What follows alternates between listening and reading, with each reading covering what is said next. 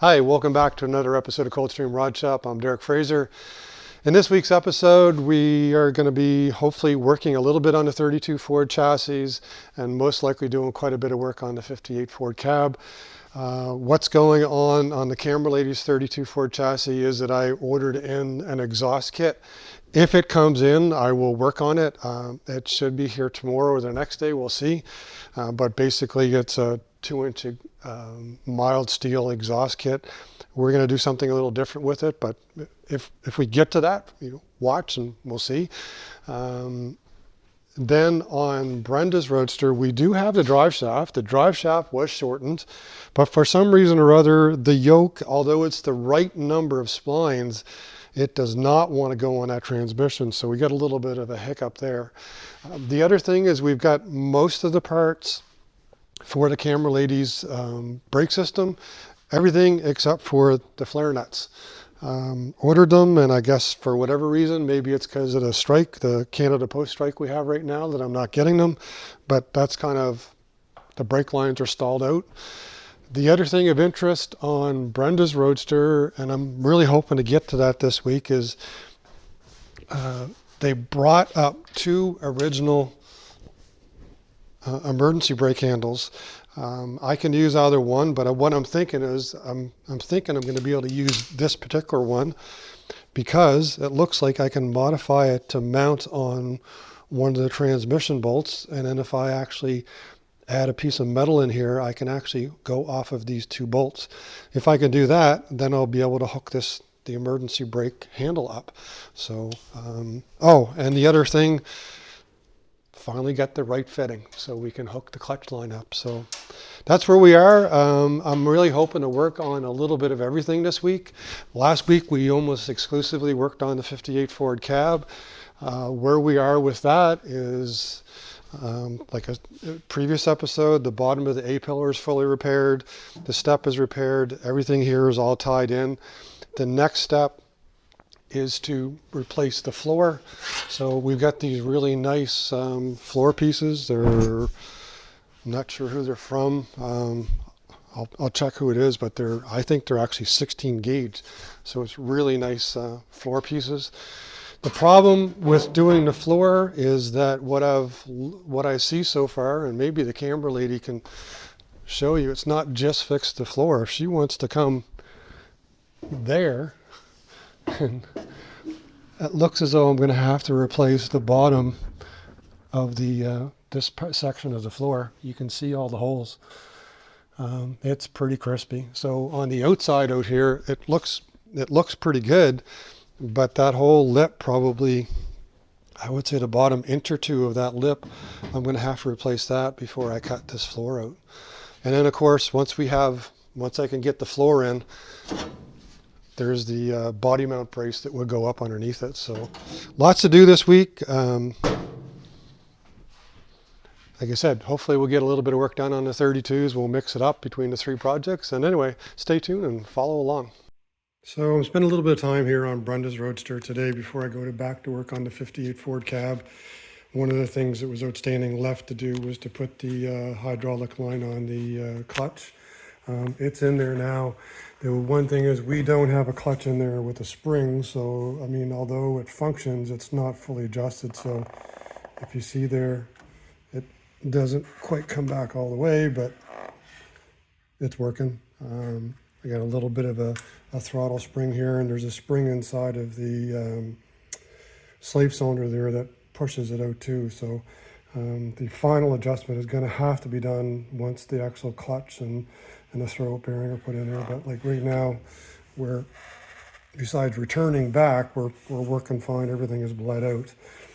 I put some brake fluid into the master cylinder and pumped it up without bleeding, and I found 2 leaks. Got those fixed.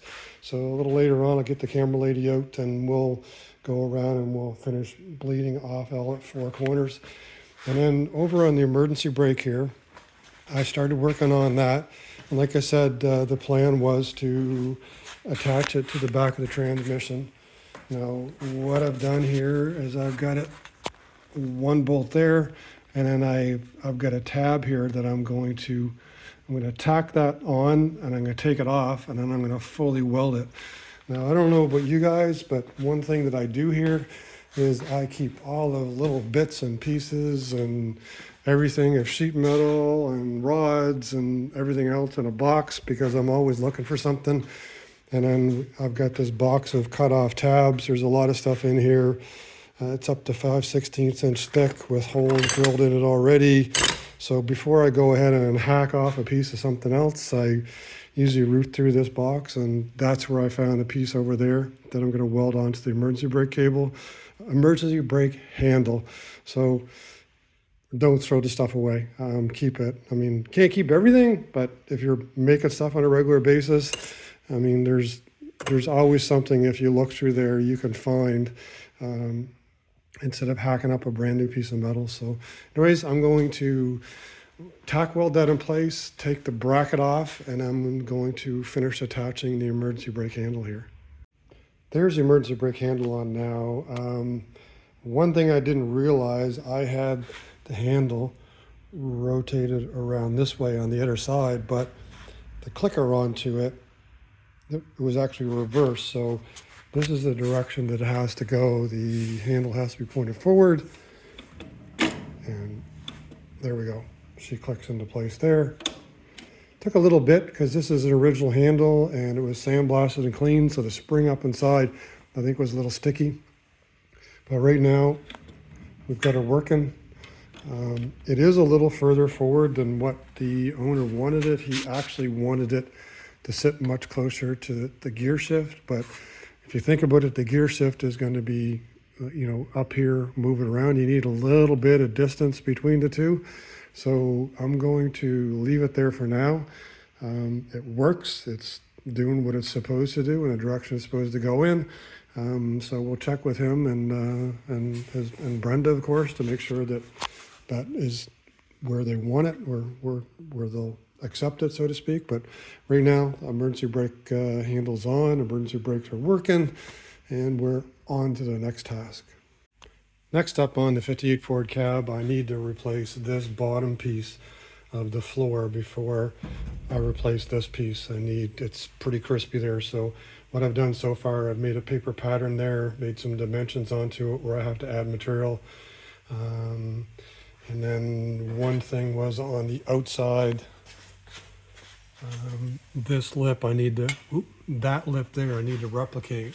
So what I did, I went over and I got a piece of sheet metal, and this is what I kind of bent up on the brake just to kind of simulate what we needed to do here. So that right now, well, the angle isn't perfectly right. I'm going to adjust the angle, but the execution is correct. So we got the right dimensions. That has to be on the bottom of the patch piece. So I was messing around so far, and I've started making the patch piece here. So this section here is an indentation for where I need to replace part of the bottom of that. And then the hole over here for the steering column. What I'm going to try to do is leave this inner piece and then actually cut along this edge. That way I don't have to replicate this bent over edge. So I've done that here. Put these on the bead roller.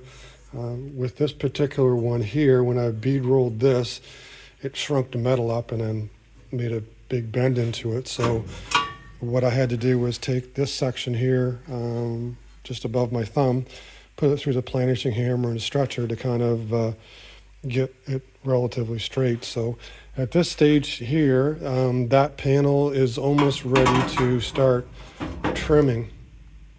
But what I'm going to have to do is I'm going to have to cut out the bad stuff there in order to bring the panel in from behind. So that's usually the scary part. You start cutting big pieces of stuff out and you're afraid something is going to go wonky on you. But I mean, this cab is pretty straight and it's got lots of stiffeners into it. So we shouldn't have too much of a problem cutting basically an inch or so up here. We're going to taper up to the top here, and we're going to go across the bottom of this and then meet up over here with the transmission tunnel. So that's next. So there's the piece I cut out. Pretty crusty. It has the bottom of the body mount support onto it, so cut it off here. I'll have to trim the rest of that off later.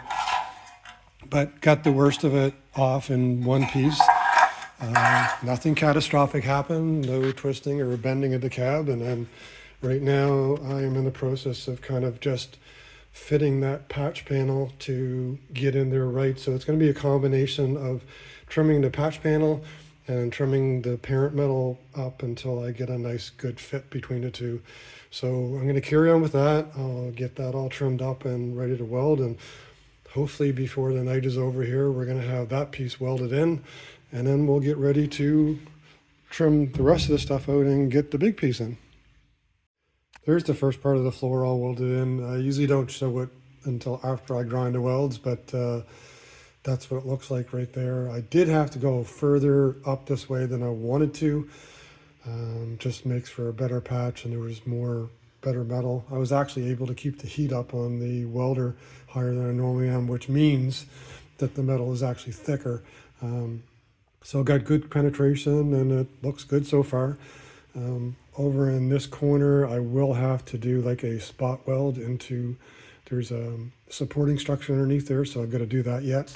And then from the outside, I don't know if you can see it or not, it looks pretty good on the outside too. So gonna dress up the welds and then go on to preparing the inside to replace this panel. Well, it's 2 days later and I'm going to try the reverse camera thing because I don't have the camera lady here.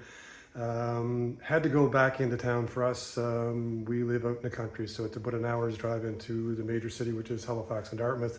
That's where I get my gas and my metal and parts and whatnot. So ran out of welding gas, of course, did that again, and we ran out of sheet metal. And then I broke my little metal shear for cutting sheet metal. So ran into our local Princess Auto, be your Harbor Freight kind of place in the US. Not sure overseas what you have, but I'm sure you have some other type of auto supply kind of tools and stuff like that. So anyways, today I decided to take the plunge and actually cut the floor out. The floor was stressing me out just a little bit because it's such a large piece, and I'm kind of worried about maybe not to be some flex in the body, but hopefully if I can switch the camera on here, I'm going to walk over and I'm going to show you what I cut out, and actually to no negative effect. So I think this is the right button.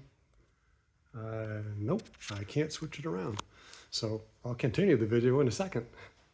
Okay, so I can't figure out how to switch the camera around from the rear facing one to the front facing one. We'll figure that out later, but we're going to carry on here. This is the section that I cut out of the floor, but first I had to take the transmission hump out. Now, most of the screws, much to my surprise, just backed right out. There was only two I had to put vice grips on and kind of twist out. So that's the original transmission hump.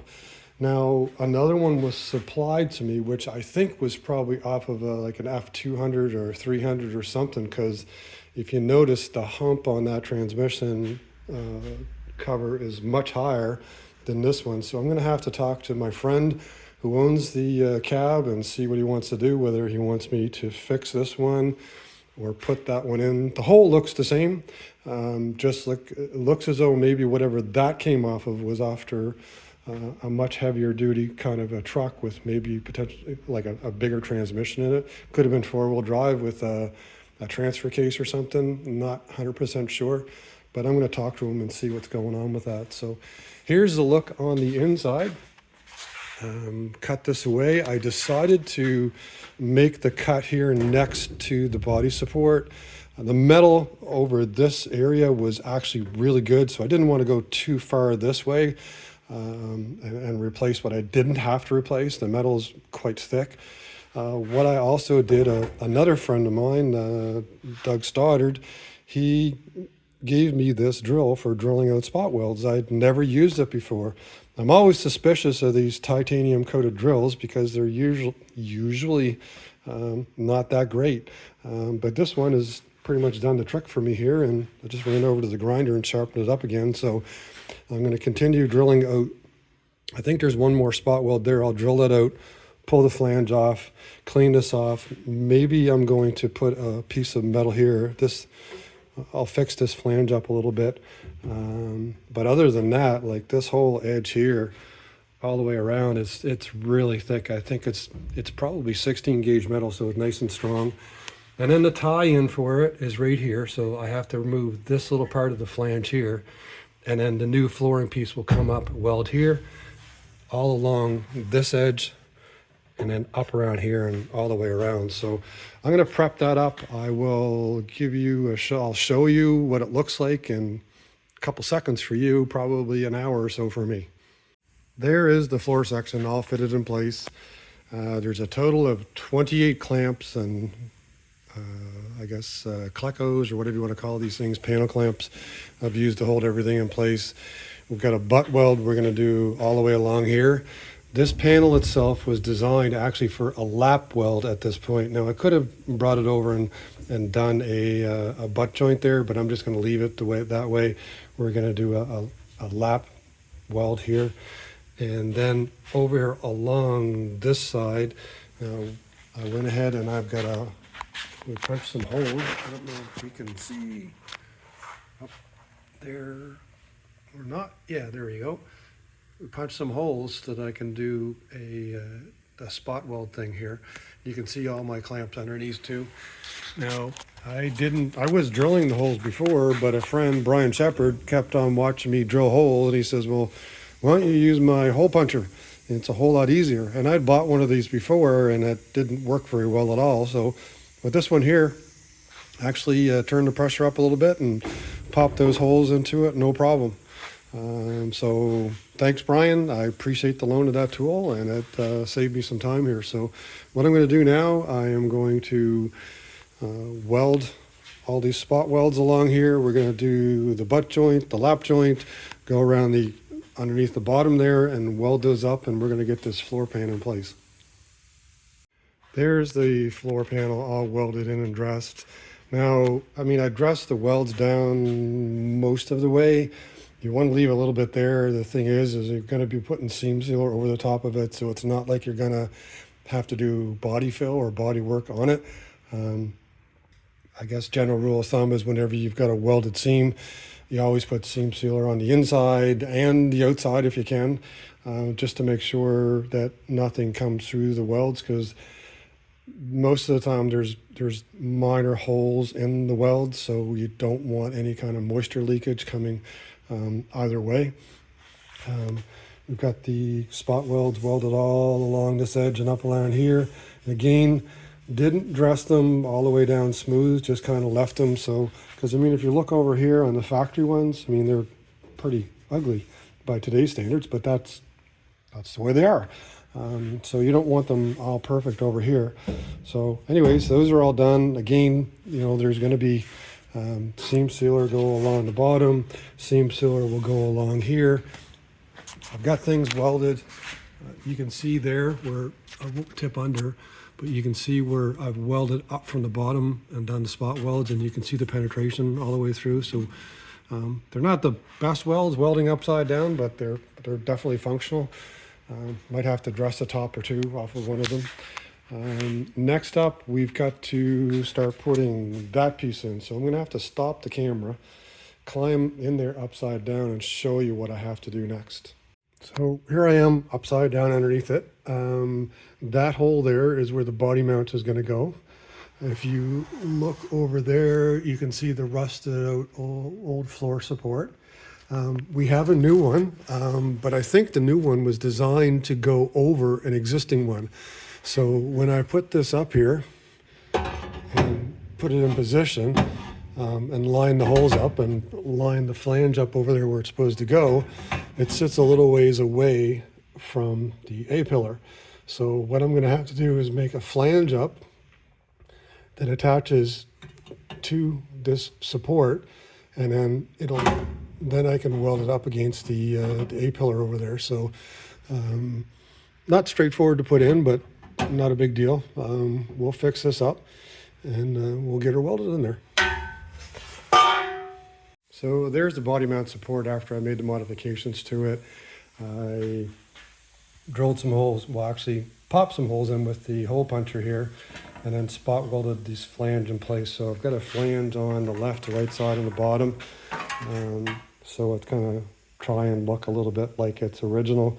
On the originals it was bent, but like I said, I think this support was designed to go over an existing one. So it didn't have the flanges that you could actually mate up to the A-pillar.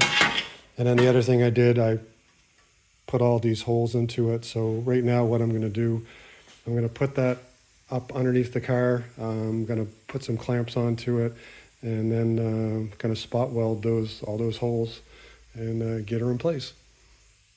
So there's the, I guess, body mount floor support all welded in place. My upside down welding skills are slowly improving. Everything is welded and secured. I had to put some panel clips in there to basically like squish it back up against the floor. And then over there on the A-pillar, everything is welded in on both sides. So it really makes a difference on the floor. Before, I mean, the floor was really solid, but now like there's no give to it. Where I made the when I put the panel clips, the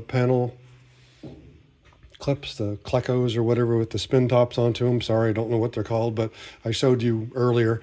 I had to drill a couple holes here, so they were welded up and dressed off. So right now, this side of the A-pillar and the floor and the forward body mounts all fixed up.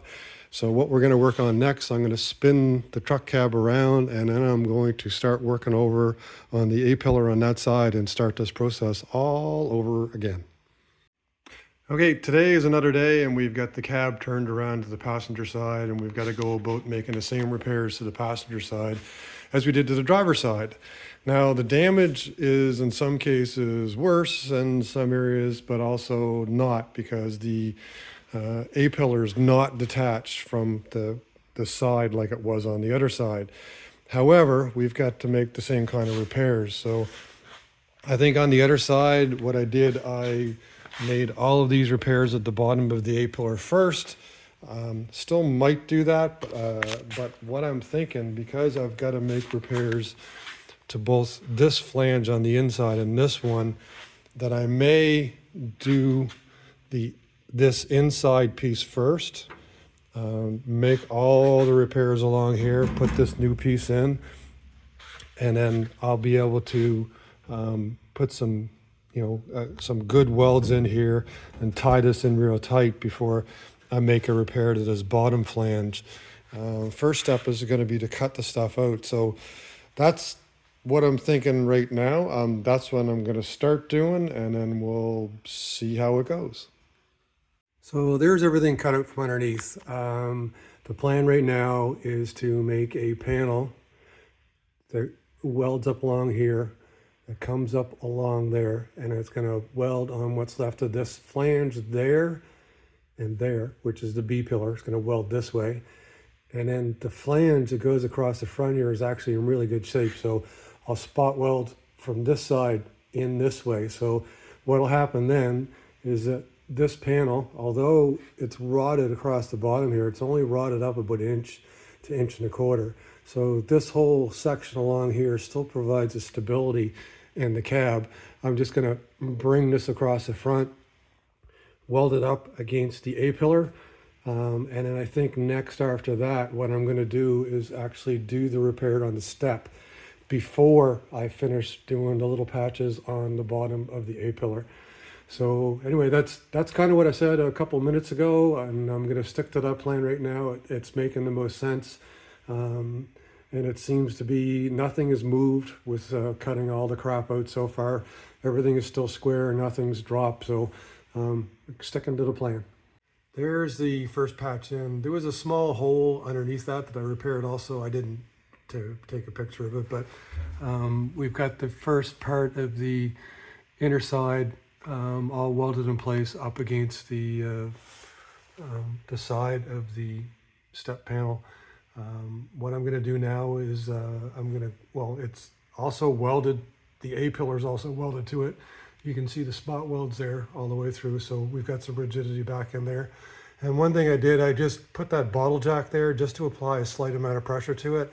There's nothing out of alignment, but I just want to leave that there for the moment, because when I cut out the step, I don't think it's going to drop. I mean, there isn't any structure there anyways. It's pretty floppy as it is. Everything is in alignment in the door and everything else, so I'm happy with that. So what I'll do next is I'm going to cut out that step and get into the process of replacing the step.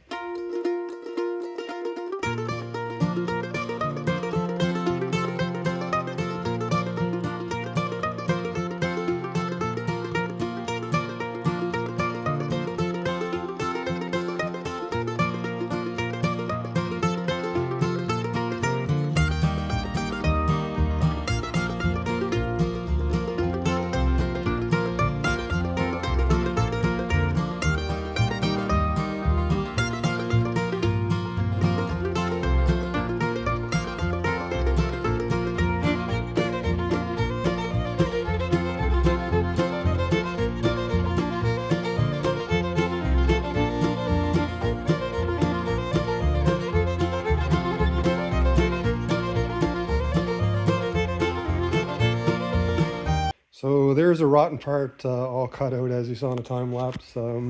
I'll try doing a few more action time lapse things. I used to do it for a while, and I kind of, I guess I got lazy doing it lately. Maybe you do or don't want to see it. If you do, let me know. If you don't, let me know. But anyways, we've got her all cut out. There is the hole. I'm gonna have to dress up the edges of the hole. I cut into good metal, so that's a good sign. Everything should be, weldable. So the first thing we're going to do is along the back here, I'll repair that lip. And then the second part would be to put the reinforcing strip. I don't know if you can see it. We'll have to weld that reinforcing strip on the bottom of the step like we did last time. And then I will trim that panel out to be the same size as the other one, and then start the process of welding it in. So I've been working away on a step, and I kind of got ahead of myself without doing some filming here. But what I've done so far is along the back there, I welded in a strip to repair the back where the rust was. And right now I'm in the process of fitting that step in. I've got it clamped up underneath there, just kind of holding it in place. And what I've already done is I've trimmed off some of the pieces here. I still have to clamp this in place. This edge here, it's not cut wrong. The edge actually is buckled a little bit. It's got to be straightened out. And then what I've got to do now is where you see the black line here, I'm going to go in, I'll trim the rest of it off there and make a final fit. And then this reinforcing strip has to be welded up on the bottom. So once I have it finished, trimmed, and then the strip onto it, then I'll punch a bunch of holes in the back for doing spot welds, and then we'll finish welding this piece in. So there's the step all welded and finished, grounded in place right now. So what we've got is this whole structure here like we did on the other side. The step and then this riser here basically ties into the A-pillar. It's spot welded here, and it's spot welded on both sides of this finger that goes inside there. I did this in a little bit different order than the other side, as I described, just because of what was and wasn't connected. So basically right now, what's left to do next week is to make a patch here, make a patch there, and then one across the front here to basically finish off this portion of the A-pillar connection. And then we would go on to making the repairs to the floor here like we did at the beginning of this episode. And once that's done, it pretty much finishes off the front half of the 58 Ford cab. Now, just this week, we picked up the rear corners, inner and outer corners here. They've come in. There's a little bit of a curveball onto this, but tune in next week and I'll tell you what the curveball is. We also got the camera lady's exhaust system, finally came in, but again, hopefully that's next week. But anyways, that's as far as we could get this week with the 58 Ford cab. Hopefully you enjoyed it. Please like, share, tag, and subscribe. Send me your comments, and everybody have a great week and take care. Thanks.